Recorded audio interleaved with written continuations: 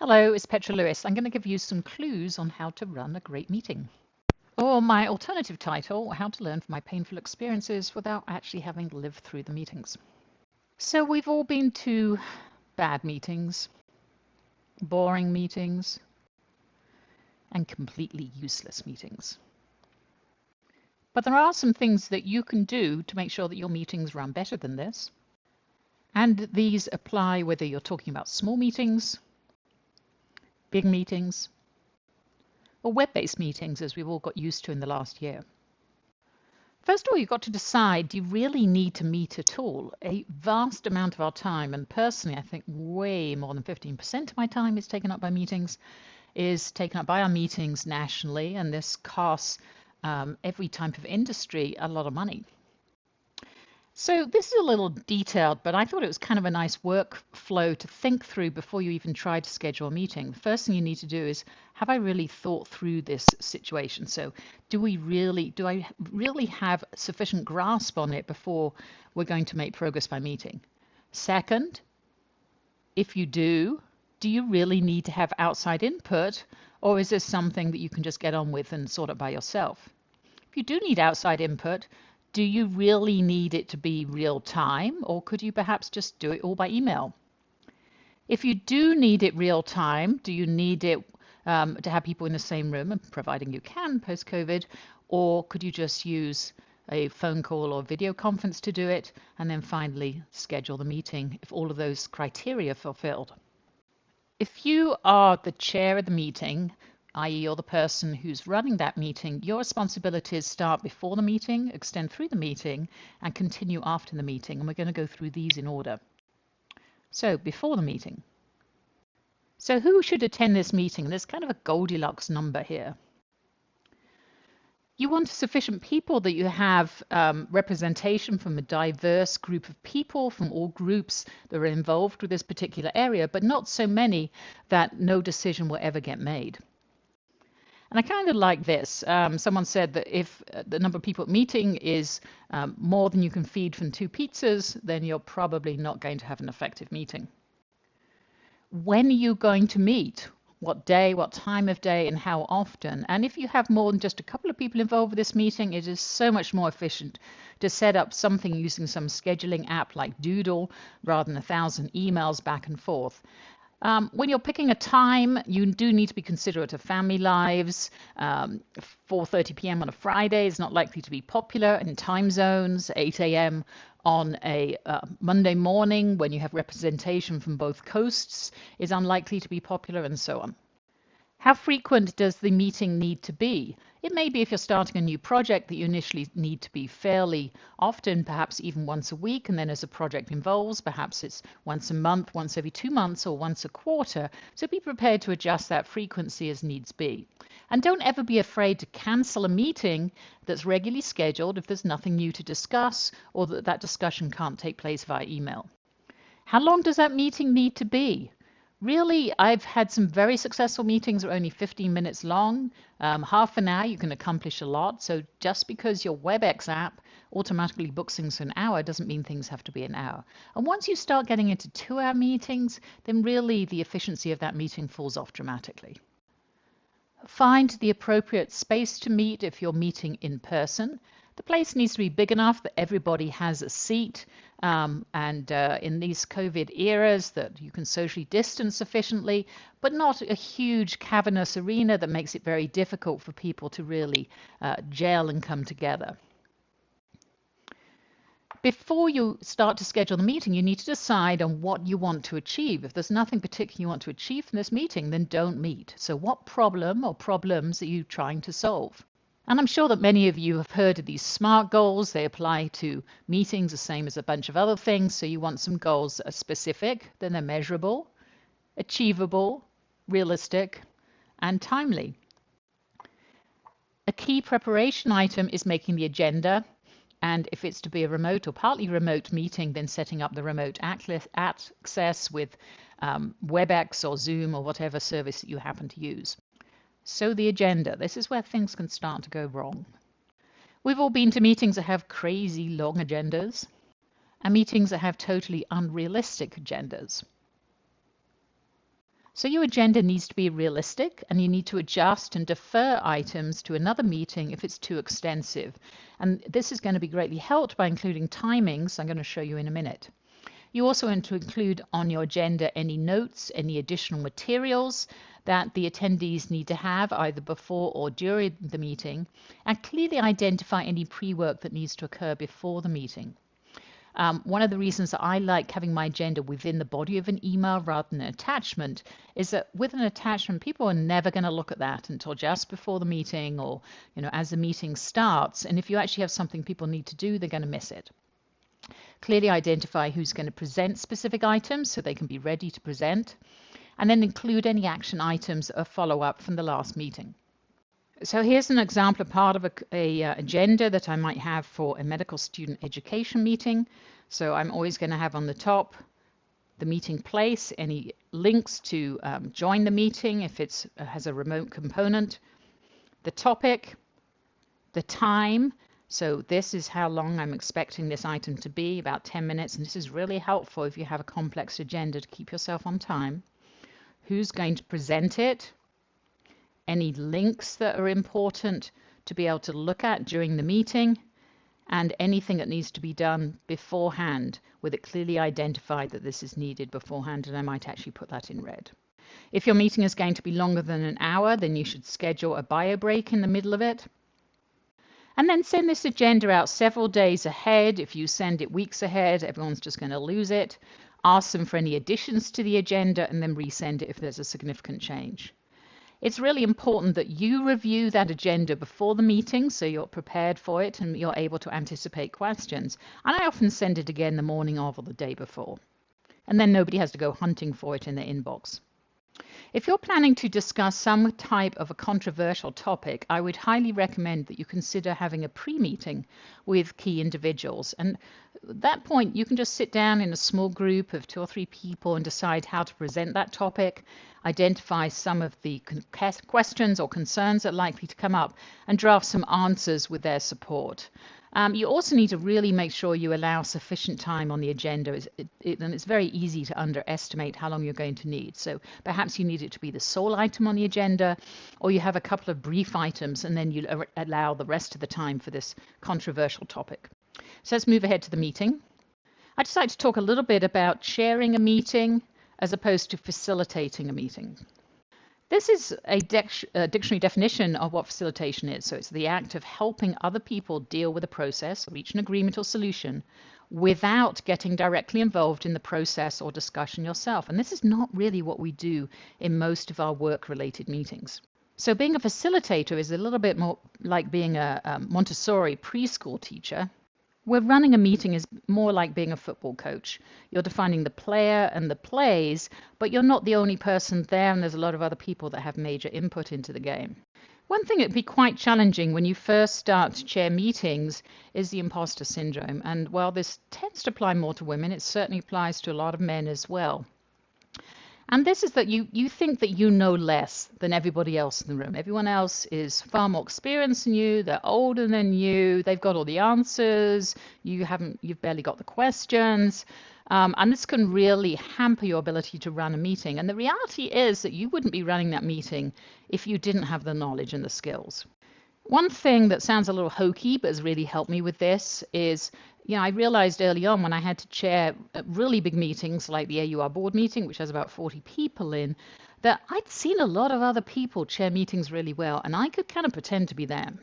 So I could act being a meeting chair, and it didn't matter that, maybe I was younger or I knew less or I wasn't as experienced as those other people because, hey, I was just acting this chair. I wasn't really a chair.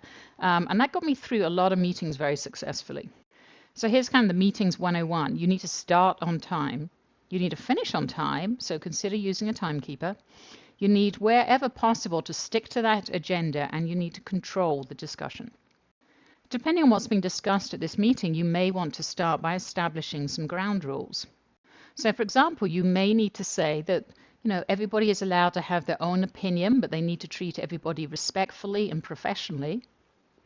And that this is a safe place to be able to voice this discussion without being shot down by others.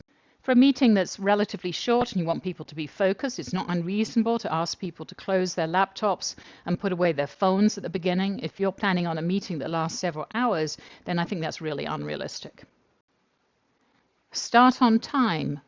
If you allow people to be late and you stop the meeting waiting for people for 5 or 10 minutes, or somebody late walks in and you backtrack and reiterate what's happened earlier in the meeting, then they'll keep doing that.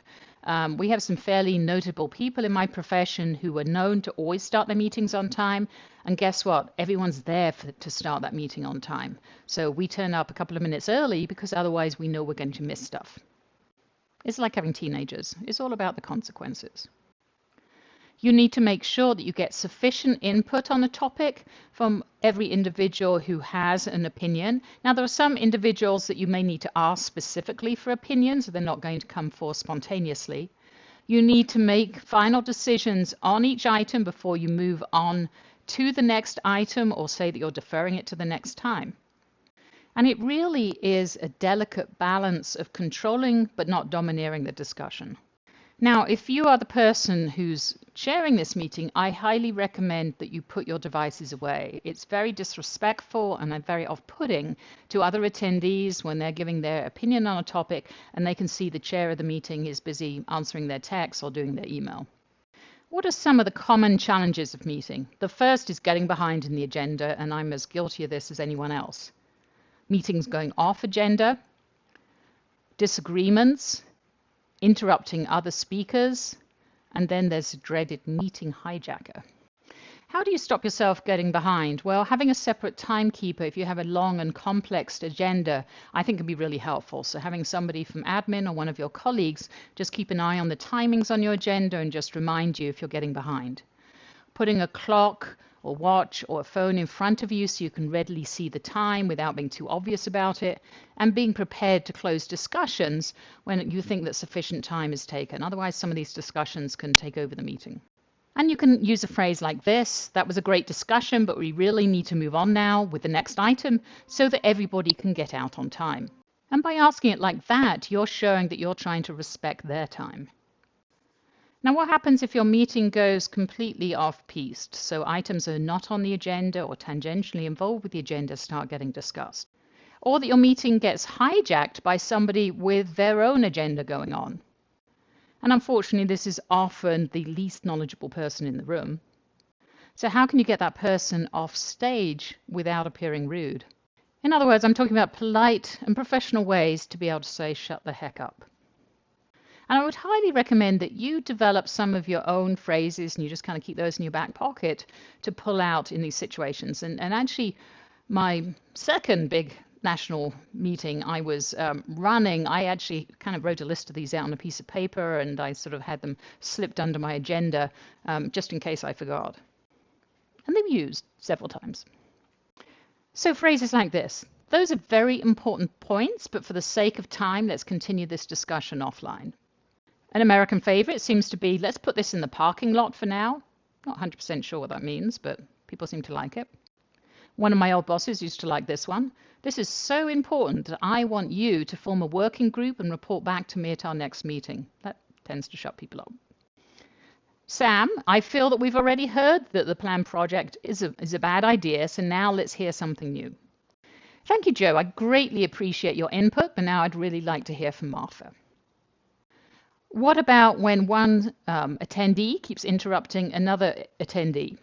And, you know, if you've kind of got some self-confidence, then you can rebuke them straight away. But really you want to do this in a way that people are not going to take offense and be embarrassed, particularly if it was non-intentional. So something like this, you know, please let Brian finish, and then I would love to hear your opinion.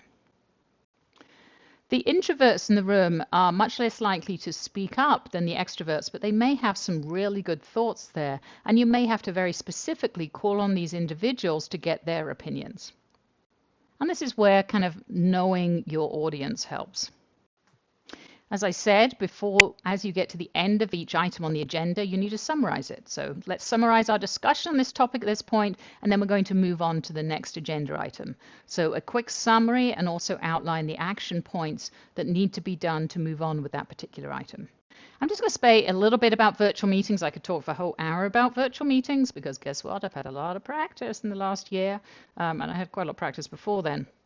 So if you are hosting this meeting, you're sharing this meeting, make sure that it's started about 5 minutes early. It's really annoying to try and log on to a meeting and you're on time and then the host isn't there.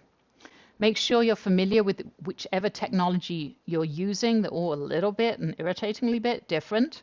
Make sure you know how to share screens and that you have host privileges so that you're able to do that. Unfortunately, sometimes I've had one of my admin assistants schedule a meeting for me and they've not given me host privileges and it's 5:30 and I can't share my screen and I can't do anything about it. Make sure that you have good lighting if you're using video, particularly have it lighting from the front, and good sound. Consider using a headset. That will also decrease the amount of background sound. Wherever possible, you need to make sure you go into a room that you're not going to be interrupted. It's kind of embarrassing if you're attending a meeting. It's much more embarrassing if you're running the meeting. And I think we've all experienced those Zoom meeting minutes over the last few years. I once had my husband walk behind me wearing only his underpants when I was interviewing a new breast fellow, which was very embarrassing. And you really don't want to end up being the next internet sensation. Make sure you know how to mute people, unmute people, and mute everybody, because there's always going to be somebody who leaves it on, is busy dictating their CT report in the background. It's even more important than ever in a virtual meeting to direct the conversation, because what you want to do is avoid having either a prolonged silence or everybody talking at once. So, go around, ask specific people for their input, perhaps people you think are key players in this area, and then say, does anyone else have any thoughts? When you have a hybrid meeting, so you have people in the room and you have people online, it's very easy to kind of forget about the people online and not ask for their input because you focus on the people in front of you. So make sure you're aware of this and really try to record meetings wherever possible. What about taking the minutes? Well, the easiest way to do minutes is if somebody else is delegated, but it's not necessarily the best. And I usually take the agenda and I just scribble a few brief notes beside each item on the agenda, or using a computer onto my soft copy version of the agenda. Or you can record the meeting and then sort of speed through it at twice speed later, although that's much too time consuming for me to do. So post-meeting, you've got to deal with those minutes. And I do really feel that they're most informative if they're done personally, painful though it is, and you need to do them really within 24, 48 hours or you're going to completely forget, especially if you've had another 3 meetings in the meantime. Sending out meeting notes, minutes that are, from a month ago or 2 months ago or 6 months ago, or they come up at the time of the next meeting is really not particularly helpful. You need to keep these succinct, keep them focused, list the attendees on the top of the minutes, and then include action items, which I'll talk about a little bit more. So this is a chopped down version of some minute notes in one of my RAD exam meetings. You see at the top, I've got the action items in red to bring them to people's attention, who attended that meeting, each of the items that was on the agenda originally with notes, just brief notes of what decisions were made, and any important links or other attachments. And these action items are really one of the most important things that comes out in the minutes. So you need to identify what the item is, who's supposed to do it, and when it's due to be done by. And as I say, I put these usually in red at the top of my minutes. And unfortunately, your job's not done because you've walked out of the meeting or even done just because you've finished and sent out the minutes. It's really worth spending just a couple of minutes of thought, usually around the time I'm doing the minutes, to decide whether you actually achieved the objectives and there are any ways that you could improve that meeting for the next one. You need to take any key decisions or questions back to leadership and then report back on those at the next meeting, or if they're quick, report back on them in the minutes. And at some point you need to follow up on those action items to make sure that they've been done. So, a summary of how to run a great meeting. First of all, confirm if a meeting is necessary. If you don't need to have it, don't have it. And even if it's a regular meeting, give people that hour back in their day. They're always so grateful to it. It makes them feel so good. Most meetings need to be led rather than facilitated, unless you're a professional facilitator. and that preparation is really key, especially the agenda, who's choosing the right people to attend the meeting, making sure any pre-work is done, and having pre-meetings if there are some controversial topics. Make sure that you're allowing attendees' opinions to be heard. Encourage participation by asking specific people for their input. Have some of those phrases I talked about in your back pocket to make sure that you can get a meeting back on track or you can get it away from a meeting hijacker. Do your meeting minutes in a timely fashion and include action items with follow-up. And if you do this, you're going to have meetings which are efficient, they're engaging, they're purposeful, and they're productive. And most important, they prevent death by meeting. Thank you very much for listening.